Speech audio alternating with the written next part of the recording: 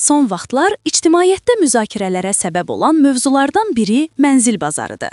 Əksəriyyət düşünür ki, 2026-cı ildə həm kirayə, həm də satış bazarında mənzil qiymətləri kəskin ucuzlaşacaq.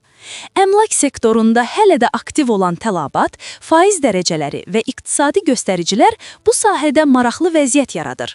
Mənzil qiymətində eniş gözlənilirmi? Global Info.az-a danışan əmlak məsələləri üzrə ekspert mülkədar Rüstəmov bildirib ki, son 5 ildə bazarda hər il təxminən 10% artım müşahidə edilir və qiymət enişi barədə iddialar əsassızdır. Mənzil bazarının böyük hissəsi ipoteka və kredit zəmanət fondunun payına düşür.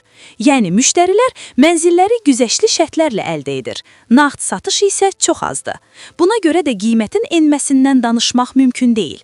2026-cı ilin yaz ayına qədər bazarda müəyyən müddət durğunluq ola bilər, ancaq bu uzun müddətli eniş anlamına gəlmir. Ekspert qeyd edib ki, satış bazarında ipotekaya yararlı 1980-ci illərdən sonra istifadəyə verilmiş mənzillər azdır.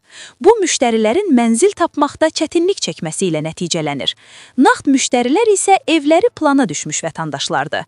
Yazdan sonra xüsusilə fərdi evlərdə və şəhərin mərkəzi ilə mərkəzə yaxın ərazilərdə qiymət artımı 15%-i keçə bilər.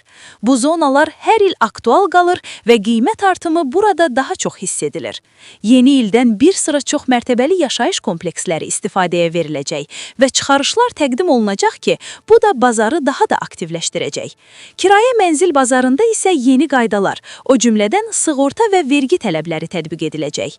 Qiymət endirimləri ilə bağlı ciddi dəyişiklik gözlənilmir. Mülkədar Rüstəmov əlavə edib ki, əvvəl ilkin kredit payı 100 min manat idisə, artıq 150-200 min manata qədər yüksəldilib.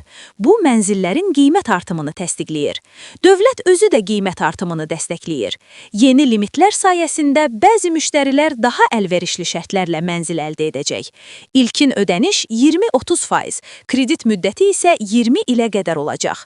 Torpaq bazarına gəldikdə, Masazır, Xırdalan, Məhəmmədi qəsəbələrində vətəndaşlar artıq fərdi torpaq alaraq öz evlərini tikməyə üstünlük verirlər. Bu trend son bir ildə daha da artıb. Artıq insanlar ev alarkən hazır mənzillərə yox, fərdi tikinti imkanlarına yönəlirlər. Ekspert bildirib ki, qiymətlərin enməsi yalnız ipoteka fondu fəaliyyətini dayandırarsa mümkün ola bilər. Bazarın 70-80%-i ipoteka fondunun müştərilərindən ibarətdir. Əgər fond fəaliyyəti dayandırsa, qısa müddətdə bəzi mənzillərin qiymətində endirim ola bilər, amma bu da müvəqqəti və lokal xarakter daşıyacaq.